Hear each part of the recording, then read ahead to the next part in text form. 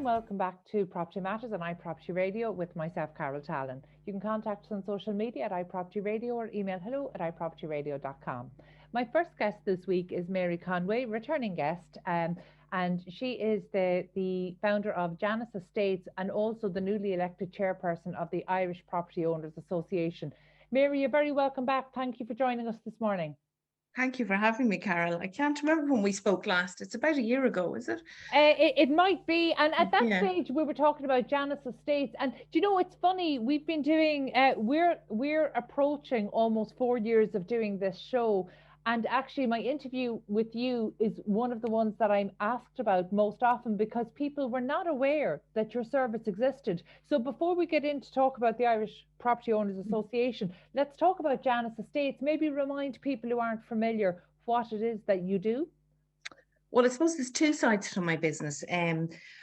My background is in nursing, and then I've been involved in property for about nearly 30 years at this stage. So I've always been interested in where my patients used to go, you know, where would they be discharged to, and whether, you know, they had proper supports in place or what needed to be done to modify their homes to move back home, particularly after difficult surgeries. So I looked at senior move management as a career, and senior move management is somebody who works with usually an older client to look at their home, see what needs to be modified or set up. And it might be something simple as just rearranging their kitchen cupboards, that everything is at a lower level that they can access, or working around their bathroom or their bedroom, or decluttering a living room. And then also people who want to get out of their home totally and want to move into a smaller space. And then the other side of my business is traditional sales and letting and property management. So the senior move management and age in place has been fairly quiet. And I suppose the reason is there's not that many places that people can move to, because people still want to live within their community. They want to access to a bus, to their shops, to their GP.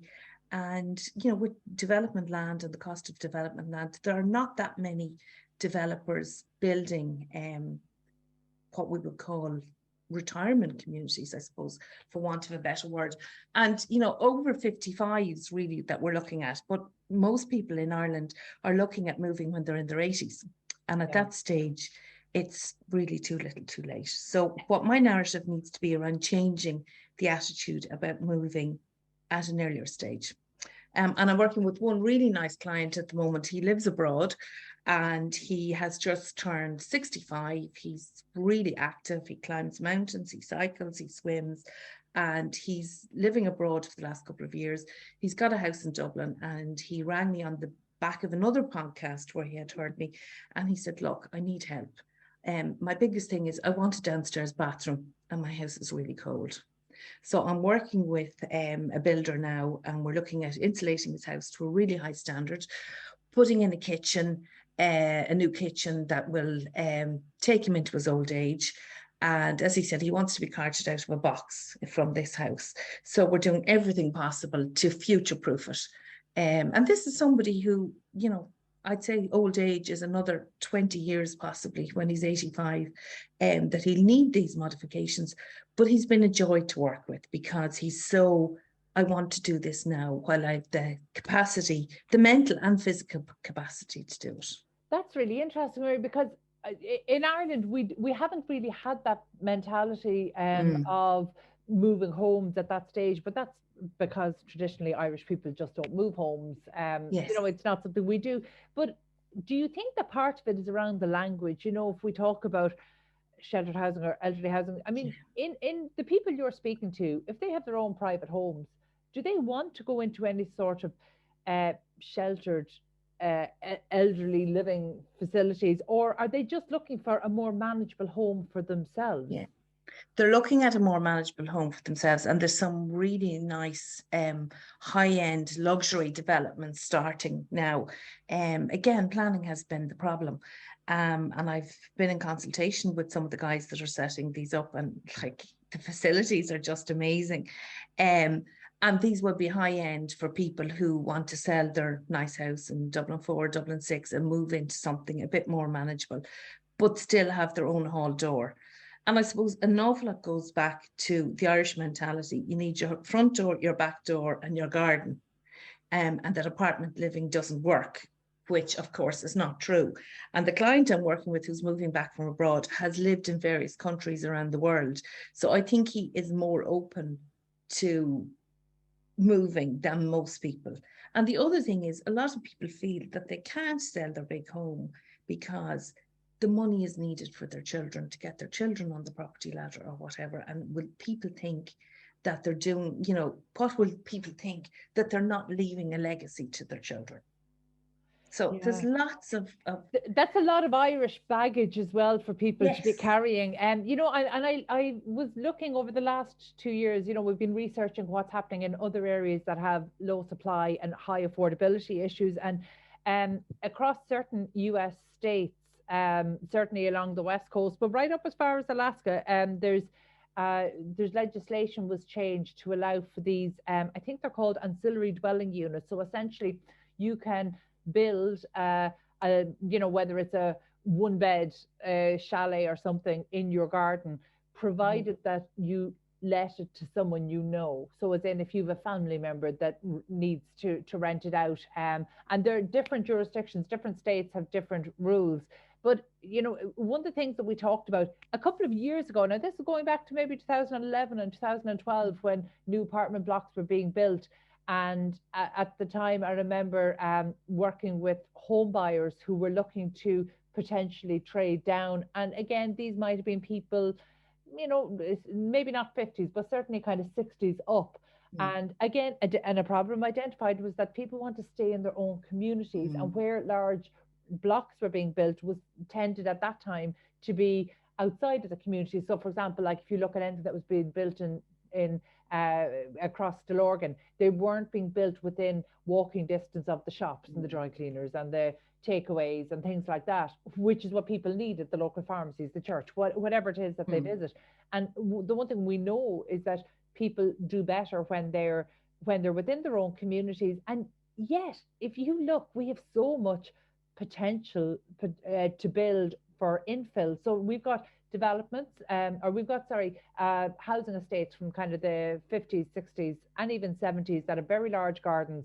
Some of those gardens, particularly areas that are unused, that are actually being protected against antisocial behaviour, that could actually be used as infill sites for small, you know, maybe under kind of 800 square feet homes or under 1,000 square feet homes. So there's definitely the potential for more building. But it's like the mentality hasn't reached in Ireland that, you know, that it's okay not to have your front and back door and your garden, as you've rightly specified. But I think our design has failed us, you know, because again, having lived in apartments that were small but very well designed compared to 3-bed semis here that are pretty badly designed, or certainly have been badly designed. Space isn't the issue, design is the issue. But planning has been such an impediment to that. How do you see that's going to change in time for the type of clients, you know, that actually want to maybe downsize and free up their homes? And not only that, but their homes are probably on very large gardens that could actually accommodate a second home. Is this something that people even think about? It's funny because I have an example actually directly opposite my own house. I live in Glasnevin, and there was a very large detached house opposite me with about 100-foot garden to the road. And the people in the house decided they were selling the house, but they were going to build a house in the garden. So they built a 1,500 square foot 2-bed house. And at the end of the kitchen, there's the plant room, because it's one of these high energy A-rated houses. And there is a lift that brings them directly up into their bedroom. And it's just got 2 bedrooms, 2 really large bedrooms that it's really easy to move around. And that's the best example I've seen. And they did this when they were in their mid-60s. And, you know, they've released, I'm sure, some cash from it as well. They're very active. They go traveling a lot, but they have this really energy efficient house. And I'm just wondering now, with all, you know, there's so much talk about energy and older people and fuel poverty. is it going to change things a little bit with regards to, well, maybe an apartment might be a better idea than trying to heat a 3-bed house that most of the rooms aren't used in? Oh, I think it absolutely is. And I think that's a conversation that is definitely kicked off. And you know, it's interesting. I can remember working with home buyers at the time when BER certs were, you know, when they were being introduced, and the media commentary was very different to the reality on the ground. The reality on the ground is that home buyers actually didn't care. They didn't pay more or less for the BER cert. They didn't care about it. The only person that cared about it was their solicitor to be able to sign off on it was part of the conveyancing paperwork that was required. And you know, I've been criticised in the past for saying that, but that was the reality. Home buyers didn't care. That could not be more different now. Now we're having conversations around people actually potentially moving home to something more energy efficient.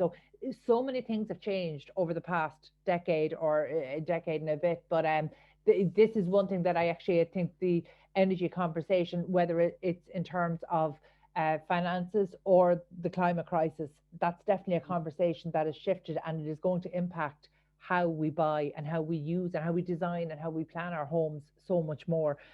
But Mary, I could talk to you all day on the senior move management, because I think it is, and I think it is an issue that is you're only seeing the tip of the iceberg now in Ireland. I think so many more people need this but aren't aware that it's possible, or they have these hang-ups about having to retain the home for the next generation. So there's so much that needs to shift still in that across the certainly the Irish consciousness, and I think that's starting to happen. So you're well placed for that.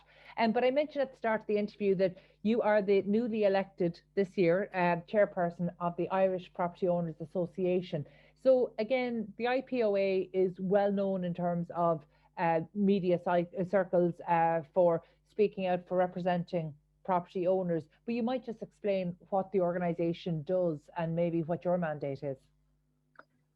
Yes, the Irish Property Owners was founded almost we're going to celebrate our 30th anniversary next year. And it was set up really to bring professionalism to landlords and to give landlords information on best practice. And we run things like different training courses for landlords, webinars. There was a really successful webinar on last Thursday night. I think we had about 200 people with regards to making a will when you've got property. And a lot of our landlords would be older, and they've been in the business a long time, and they're looking for guidance on things like the RTB, how do you work out how to use the new online system, the new fee that you have to pay every year. How does all that work out? And a lot of them would be not really computer literate, and they're used to doing everything by paper. I've worked with some of them, and the records are absolutely amazing. They're so meticulous, but they're always terrified that they will do something wrong. So we're there really, I suppose, to help and support them, and then give a voice for things like, you know, what's happening with the budget. Or I presented at the Oireachtas there recently on the housing crisis. So it's a great organisation right around the country. Our members are from everywhere. And they're from maybe one property landlords to landlords that have, you know, 50, 60 properties, but they're in the minority. Mary, so much has happened even in the last year across rental. Like everybody is aware that we have an absolute rental crisis in Ireland. It's an absolute shortage of properties, and we know that since 2018, we know that landlords have been exiting the Irish market. So some of those were people who were never supposed to be there in the first place, as in accidental landlords that didn't choose it, they were there by default. So they were exiting, that's one thing. But we know that people who were looking at their investment property as their pension, you know, that we know that they are exiting the market at a rate of 2 to 1, as in for every one investor coming into the market, at least 2 are leaving. And that hasn't changed. And in recent times, the government acknowledged that actually not only do we need to attract new landlords into the market, we need to stop landlords exiting the market. And so they're saying this, and yet the policy decisions certainly don't support that. In fact, if anything, the policy decisions are things that would make landlords who were on the fence more determined to leave. So across your members, how are they receiving the policies that have been kind of communicated over the last year in terms of the eviction ban, the continual calls for rent control, the price caps that are 1/4 the rate of inflation? You know, how are they? And of course more onerous legislation. And in terms of compliance, you mentioned the RTB. It's gone from registering per tenancy to registering per year, and there wasn't great communication around that. And in fact, we saw policymakers themselves fall victim to this, which probably didn't help. You know, anything in the month leading up to the budget, landlords really got a bad rap again. So how are your members navigating this, and how are they receiving it? Do they feel appreciated in the Irish market? They're leaving in vast numbers. And, you know, the left policy will tell you that they're leaving because the accidental landlords are now getting capital appreciation and leaving. But for the most part, our members would have been in it for the long haul and bought properties as their pension.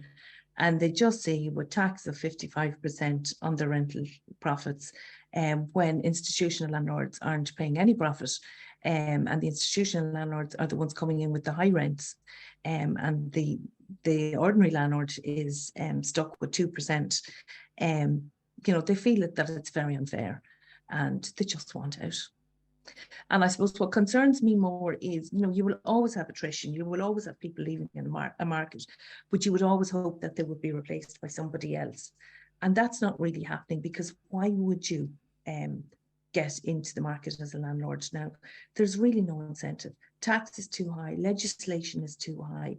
And then, for example, if I sell a property and the rent has been capped, and I can give you an example of a couple I know that I'm selling a property for, and they bought it as a couple and then they split up and they went on to marry somebody else, and they're both supporting this property now with regards to the mortgage. The rent has been €1,100 for the last 11 years. The going rate in the area is about €1,800.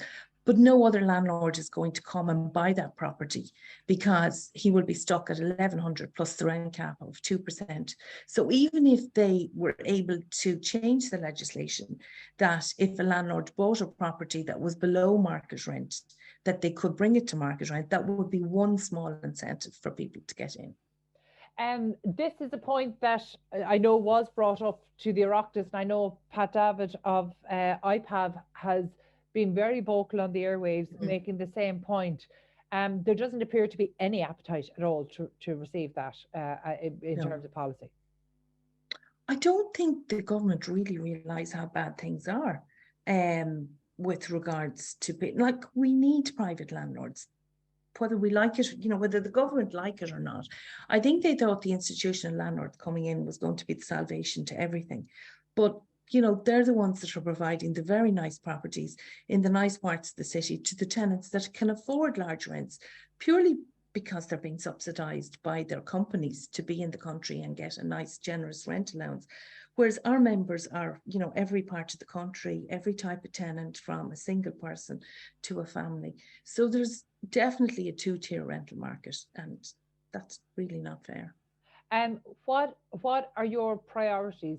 There's so much to be done, and before we wrap up today, I can appreciate there's so much to be done in terms of your work with the IPOA. What are your immediate priorities? Because we know that obviously the eviction ban has been put in place until March next year. What's on your task list? Well, I suppose we're looking at the eviction ban. We're really not making any comment on it at the moment till it's published, because when we looked at what the information we've got so far, there's quite a few grey areas in it. And I suppose our concern is the eviction ban would stay, that, you know, we would hope it's only going to be until March, because our members do need to sell properties for various reasons. You know, people are in trouble with the bank, there are marriage breakups, houses need to be sold to provide a family home for somebody else. There's lots of areas. So, you know, we're just taking things very cautiously with the eviction ban for the moment. Okay, Mary, thank you so much for being so generous with your time today. Look, we haven't even scratched the surface of some of the policies that need to be discussed, those facing homeowners and investors. but actually we might connect with you at a later time when we've more details and more information around that. But for now, thank you so much. That was Mary Conway of Janus Estates and Chairperson of the Irish Property Owners Association. We need to take a quick break. Stay tuned.